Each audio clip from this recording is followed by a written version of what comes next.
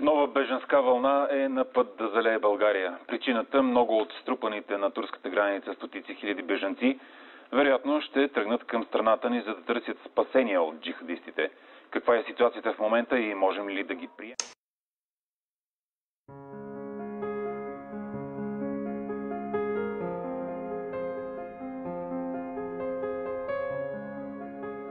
Мария от Драгалевци.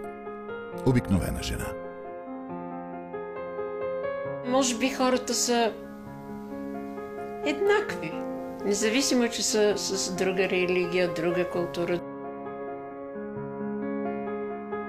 Иптисан, учителка по арабски, и нейната дъщеря. Избягали от Сирия. Озовали се в България без нищо. На произвола на съдбата. Мария ги приема у дома си. Брат ми е гледал по телевизията, видял една майка с едно детенце, която е плачала и си идва тук, споделя с мен и вика: "Како искаш ли да я вземеме?" И още на втория ден ние бехме, все едно сме живяли 100 години заедно. Още на втория ден. Много бързо реши, че трябва да замине за Германия при сестра си. Тръгваше от тук на Русе, ме прегръща и казва така: "Ако сестра ми не ме приеме, ще ме приемеш ли пак?"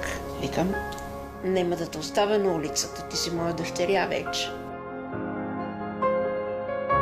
На Иптисам бих пожелала да свърши тая война, да се приберат в Сирия и да заживеят един много щастлив живот. Мария и Иптисан. Две жени, които никога не биха се срещнали, разделени от култура, разстояние и политика.